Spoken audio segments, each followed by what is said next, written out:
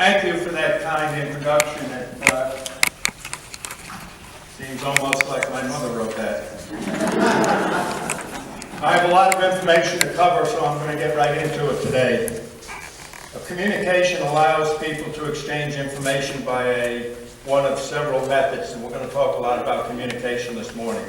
There are auditory means such as speaking, signing, nonverbal, physical means, body language, sign language, touch, and eye contact.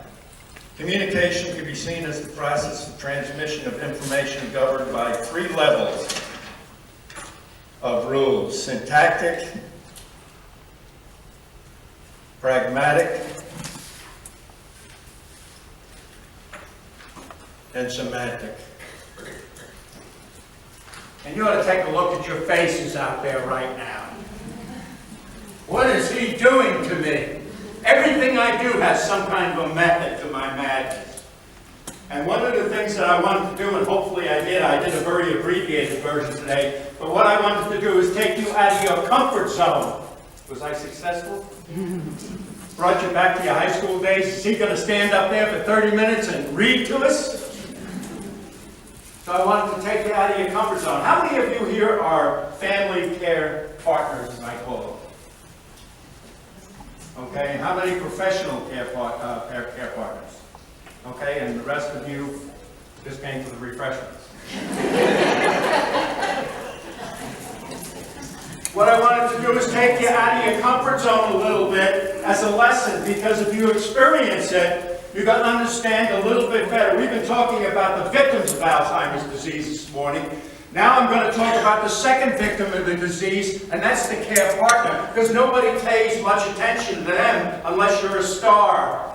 If you're a movie star, you get books published, and everybody puts you on TV, and there's all kinds of focus on them. But they're rich enough to hire people to take care of them, so they don't really walk the walk. I don't have MD or PhD behind my name, because I've done it all by walking the walk, and that's what I'm going to talk to you a little bit today, the practical side. And I have to take exception. I'm glad the doctors aren't here now. The doctor said, read the 36-hour day. Be very careful with that book. If you read it, read a page or two at a time. Don't do what I did and try to read it cover to cover, because you'll wind up in a padded room. And there's no way out. Every once in a while I go back to my state police days and I wonder, did I ever have anybody with dementia or Alzheimer's? And I stopped and I tried to think back.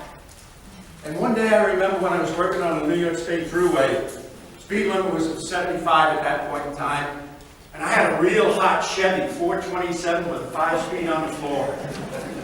Nothing could get away. And I remember this one day riding along, I was doing about 85 miles an hour, looking for a speeder.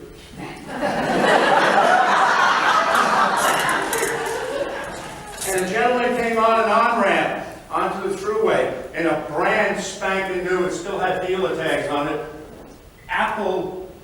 candy apple red Corvette convertible. Hair down, obviously a senior, I've got to be careful with that. His gray hair blowing in the breeze. And he pulls up right beside me, and I'm in a blue and white marked car with a trouble bubble on top. And he pulls up, and all he sees is that emblem that says 427. He downshifts, and he's gone. 120 miles an hour. So finally I pulled him over, and with a speed like that, I used to take him down to the magistrate immediately. It was immediate court in those days. You didn't put him through the system. I take him right down, and he'd wind up in jail. I was going on vacation, and it was my first vacation on Friday afternoon leaving. First vacation I'd had in years.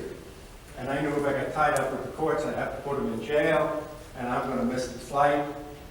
I might be lenient this time. But I got to question him, well, he might have some kind of a mental problem. He looked at, a marked car, and he's still. So I went up and I talked to him for a few minutes, checked him out, everything was clean. So I looked and I said, well, I'm going on vacation, and I'm known as the hatchet man. I don't let anybody go. But if you can think of an excuse that I've never heard before, I might consider letting you go. So I walked back to my car, gave him a few minutes to think and breathe, deep breathing. I'm glad glad the exercises we had weren't too strenuous. I'm going to start switching to her instead of my personal trainer because he makes me hurt. But in any case, this gentleman finally, I walk up to his car and he looks up and clear as a bell. I said, "Why did you speed?" He said, "Well," he said, "I was riding along and I was going a little bit fast testing this car out that I just picked up at the dealership." And he said, "All of a sudden I saw the red and white light in the rearview mirror and I really took off." And I said, "Why was that?" He said, "Well, 30 years ago, my wife divorced me and ran off with a New York State trooper, and I thought you were bringing her back."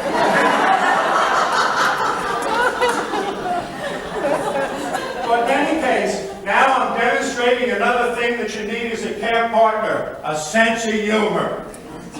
If you don't have it, you're not going to survive. Happy is the man who laughs at himself, and he will never cease to be amused. That was my motto as a care partner. And guess what I did? I taught that to my wife. And she carried that through the progression of the disease. Just because a person doesn't talk, it doesn't mean they don't have something to say. And that's one of the hardest things for care partners to learn. I happened to be channel searching one day when I was sitting around, which I'm not allowed to do because my personal trainer took my chairs away.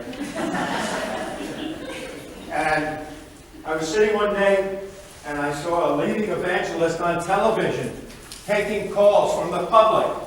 And I won't say who it is because I don't want to embarrass Pat Robertson. He had an Alzheimer's care partner call in and he said, "I'm 55 years old. My wife is in the middle stages of Alzheimer's disease. She no longer knows who I am." Wrong!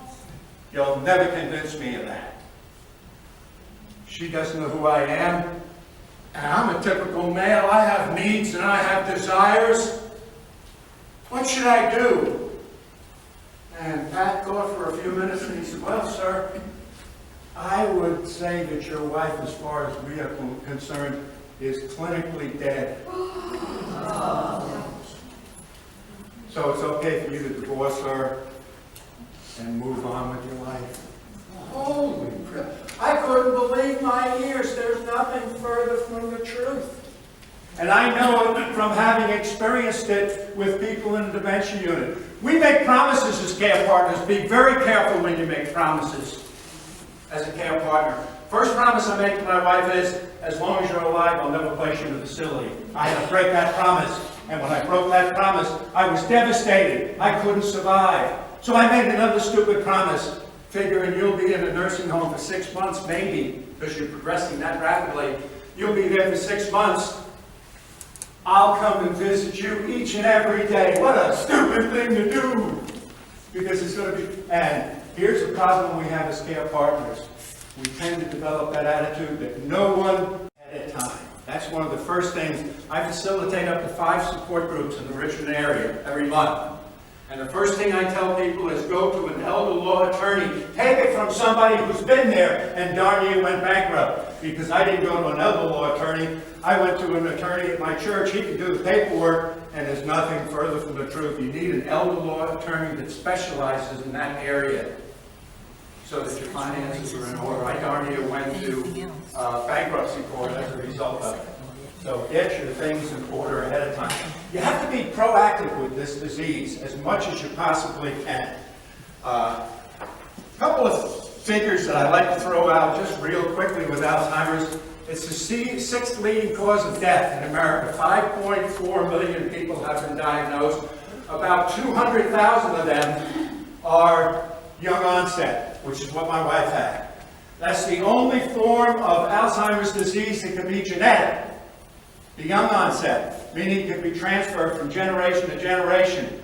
But this disease is so incredibly unusual that there's not only the young onset that's genetic, but right beside it is the young unknown. And that's what you have to work with. That's why it takes you as a care partner out of your comfort zone. One of my areas of expertise when I taught at Quantico to come to grips with that. So some of us never get out of the denial stage.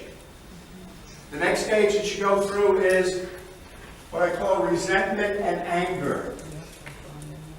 You see how that kind of fits in? You get over the denial for the most part, and you go into resentment. I hated to go any place because I'm with my wife here, I'm holding her hand, but she's not the same anymore.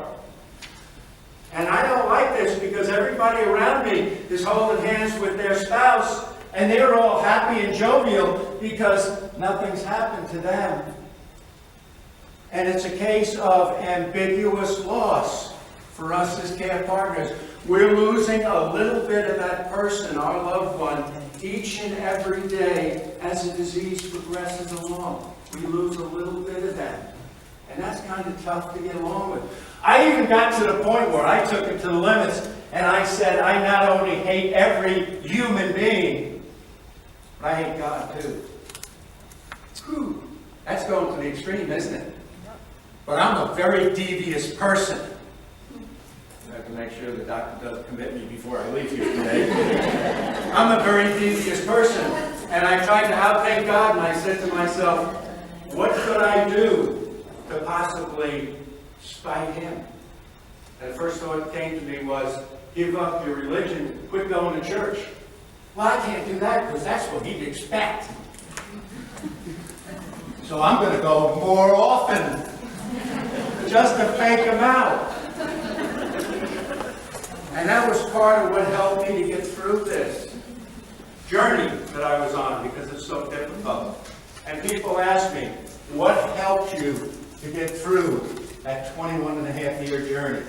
And I think I'd put first on the list is faith. And I don't mean just faith in the Supreme Being, but I mean faith in your family, faith in the system, faith in your doctors. It's spread all over the place. You have to have faith. You have to have a lot of patience. Anybody gone through the stage, I want to go home. I want to go home. You are home. Before I learned anything about it, I used to fall right into the trap. And Sarah would say to me, I want to go home. And I look at her, and I say, you are home. No, I want to go home. You are home. And then what do? You raise your voice a little bit, the next time? And then 3 minutes later, the question comes again, I want to go home. And then I had it. The patience wasn't there yet. You are home, stupid! Whoa, I lost her for 4 hours because the last thing to go for them are their feelings and emotions. You have to start learning to read their body language after you get into the middle stage of the disease, because they can't communicate verbally. So few, such a small percentage is oral communication. Most of it is nonverbal communication. I set up a thing with my wife. Remember I told you before the comic defense? I can remember coming home from work one day and she was all excited. She was still working, still driving. I felt safe. And she, boy, you talk about stress. She was in stress in that position. And I drove in the driveway, and she's in the driveway like this, and stopped me when I got home. And she said, I had a problem today. I did an Alzheimer's thing. That's the way she used to phrase it. She knew that she had it. She knew something was going on. She said, I did an Alzheimer's thing. I said, what was that? She said, I locked my keys in the car when I was at work. She was a medical assistant for surgery. I said, no big deal, but how'd you get home? The office manager drove me home. I got a spare set of keys, and I went back to pick up the car. Oh, that's not too bad. We'll do something nice for the office manager tomorrow. I'll bring flowers or something for her going out of her way. And my wife said, whoa, but I'm not done yet. I said, what do you mean you're not done yet? She said, the car was running for the 8 hours. And at that point, we sat and we laughed about it, but that caused me to make a decision. That's the toughest one you have to make, being a care partner. Is it safe for her to drive any longer? Is it safe for her to even work any longer?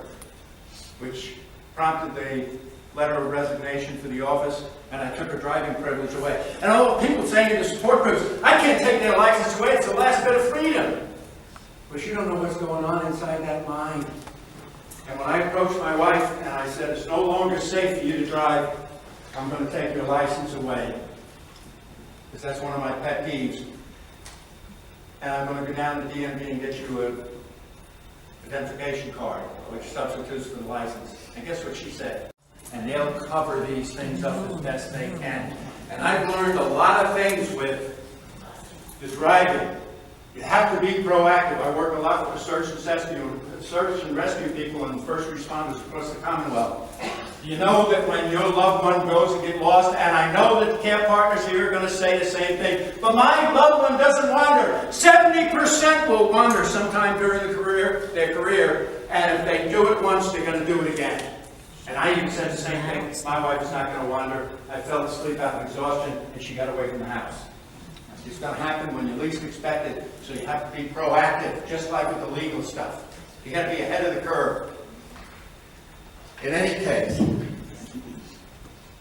she was so relieved to do it. If the person isn't going to give it up and they have respect for that doctor, have the doctor write it on a prescription form.